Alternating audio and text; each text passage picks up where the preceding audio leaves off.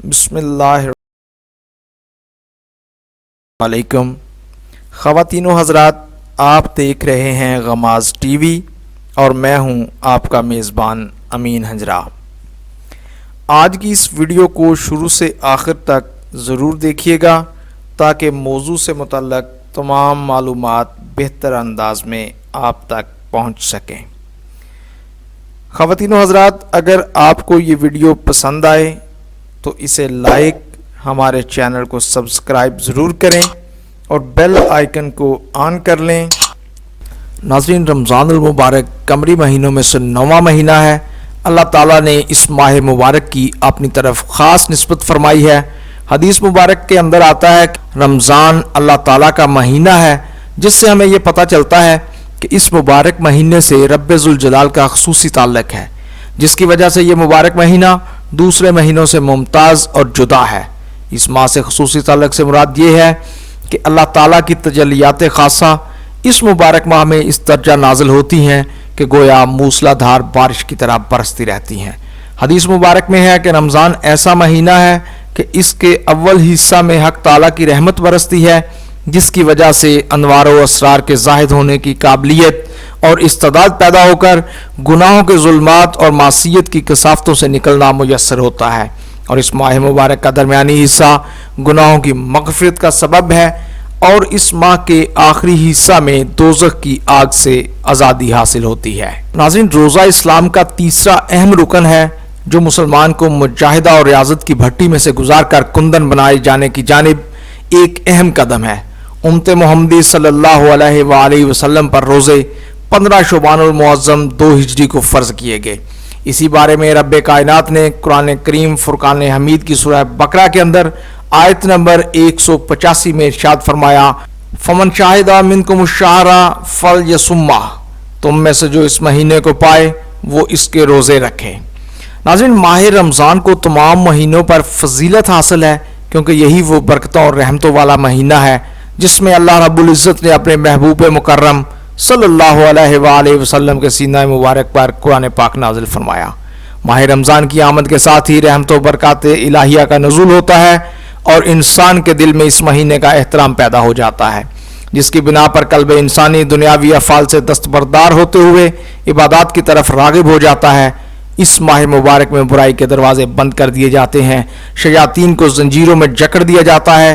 دوزخ کے دروازے بند اور جنت کے دروازے کھول دیے جاتے ہیں، اور قبروں سے عذاب کو موقوف کر دیا جاتا ہے۔ ناظرین، قرآن مجید فرقان حمید میں اللہ رب العزت ارشاد فرماتے ہیں، یا ایھا الذین آمنوا کتب علیکم الصیام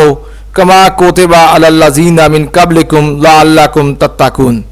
اے ایمان والو، تم پر روزے فرض کر دیے گئے ہیں جس طرح تم سے پہلی امتوں پر فرض کیے تھے تاکہ تم متقی ہو جاؤ۔ ناظرین، رسول اکرم صلی اللہ علیہ وآلہ وسلم نے ارشاد فرمایا، روزہ دار کو 2 خوشیاں حاصل ہوتی ہیں، ایک اس وقت جب وہ افطار کرتا ہے تو خوشی محسوس کرتا ہے، اور دوسرے جب وہ اپنے رب سے ملاقات کرے گا تو روزے کا ثواب دیکھ کر خوش ہو جائے گا۔ ناظرین، ہمارے پیارے رسول صلی اللہ علیہ وآلہ وسلم کا ارشاد مبارک ہے کہ رمضان کی جب پہلی رات ہوتی ہے تو شیاطین کو بند کر دیا جاتا ہے اور مضبوط باندھ دیا جاتا ہے، اور سرکش جنوں کو بھی بند کر دیا جاتا ہے، اور دوزخ کے دروازے بند کر دیے جاتے ہیں، اس کا کوئی بھی دروازہ نہیں کھولا جاتا، اور بہشت کے دروازے کھول دیے جاتے ہیں اور اس کا کوئی بھی دروازہ بند نہیں کیا جاتا۔ ایک آواز دینے والا آواز دیتا ہے، اے نیکی کے طالب آگے بڑھ کہ نیکی کا وقت ہے، اور اے بدی کے چاہنے والے بدی سے رک جا، اپنے نفس کو گناہوں سے باز رکھ، کیونکہ یہ وقت گناہوں سے توبہ کرنے اور ان کو چھوڑنے کا ہے۔ ناظرین، روزہ وہ عظیم فریضہ ہے جس کو رب ذوالجلال نے اپنی طرف منسوب فرمایا ہے، اور قیامت کے دن رب تعالیٰ اس کا بدلہ اور اجر بغیر کسی واسطہ کے بذات خود روزہ دار کو عنایت فرمائیں گے۔ چنانچہ حدیث قدسی میں ارشاد ہے، روزہ میرا ہے اور میں ہی اس کا بدلہ دوں گا۔ حضور اکرم صلی اللہ علیہ وآلہ وسلم کا ایک اور ارشاد گرامی ہے، فرمایا کہ روزہ دار کے منہ کی بو اللہ تعالیٰ کے نزدیک مشک کی بو سے زیادہ پسندیدہ ہے، گویا روزہ دار اللہ تعالیٰ کا محبوب ہو جاتا ہے، اور اس کی خلوف یعنی منہ کی بو بھی اللہ تعالیٰ کو پسند اور خوشگوار ہوتی ہے۔ ناظرین، حضرت صلی اللہ علیہ وآلہ وسلم نے ارشاد فرمایا کہ جنت کو شروع سال سے آخر سال تک رمضان المبارک کی خاطر آراستہ کیا جاتا ہے اور خوشبوؤں کی دھونی دی جاتی ہے۔ پس جب رمضان المبارک کی پہلی رات ہوتی ہے تو عرش کے نیچے سے ایک ہوا چلتی ہے جس کا نام مشیرہ ہے، جس کے جھونکوں کی وجہ سے جنت کے درختوں کے پتے اور کواڑوں کے حلقے بجنے لگتے ہیں، جس سے ایسی دل آواز، سریلی آواز نکلتی ہے کہ سننے والوں نے اس سے اچھی آواز کبھی نہیں سنی۔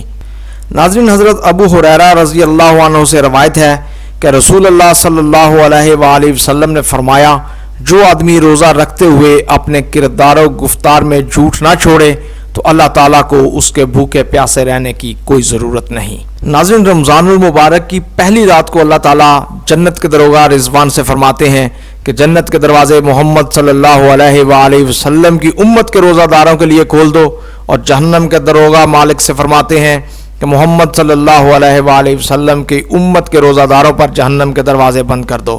حضرت جبرائیل علیہ السلام کو حکم ہوتا ہے کہ زمین پر جا اور سرکش شیاطین کو قید کر اور گلے میں توق ڈال کر دریا میں پھینک دو تاکہ میرے محبوب صلی اللہ علیہ وآلہ وسلم کی امت کے روزہ داروں کو خراب نہ کریں۔ ناظرین، رسول کائنات صلی اللہ علیہ وآلہ وسلم نے فرمایا، روزہ صرف کھانا پینا چھوڑنے کا نام نہیں ہے، بلکہ روزہ تو ہر لغو یعنی بے فائدہ اور بیہودہ کام اور ہر رفث یعنی جنسی خواہشات پر مبنی حرکات اور کلام سے بچنے کا نام ہے۔ لہٰذا اگر کوئی تمہیں دوران روزہ گالی دے یا جہالت کی باتیں کرے تو اسے کہہ دو کہ میں روزہ دار ہوں، میں روزہ دار ہوں۔ ناظرین، فرمان مصطفیٰ صلی اللہ علیہ وآلہ وسلم ہے، روزہ دار کا سونا عبادت اور اس کی خاموشی تسبیح ہے، اور اس کی دعا قبول اور اس کا عمل مقبول ہوتا ہے۔ ناظرین، رمضان کے اس مبارک ماہ کی ان تمام فضیلتوں کو دیکھتے ہوئے مسلمانوں کو اس مہینہ میں عبادت کا خاص اہتمام کرنا چاہیے اور کوئی لمحہ ضائع اور بیکار جانے نہیں دینا چاہیے۔ شب و روز کے اوقات کو صالح اعمال کے ساتھ مزین اور معمور رکھنے کی سعی اور کوشش میں مصروف رہنا چاہیے، اور دوسرے مہینوں کی دائمی عبادت کے ساتھ بعض دوسری عبادات کو اس ماہ مبارک میں مقرر کرنے سے شریعت کی یہی غرض معلوم ہوتی ہے کہ اس ماہ مبارک کا ہر لمحہ، ہر گھڑی عبادت و ریاضت میں گزرے۔ ناظرین، لیکن حاجت بشریہ میں گھرے ہوئے انسان کے لیے یہ ناممکن تھا کہ وہ اپنے کاروبار اور بشریت کے تقاضوں سے علیحدہ ہو کر ہمہ وقت عبادت میں مشغول ہو جاتا۔ اس لیے انسانوں کے اس ضعف اور ان کی ضروریات پر نظر فرماتے ہوئے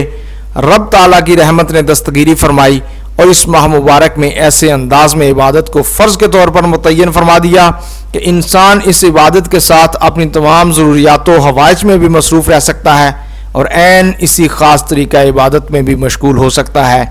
اسی خاص طریقہ کی عبادت کو روزہ کہا جاتا ہے جسے اس ماہ میں فرض فرما دیا گیا ہے۔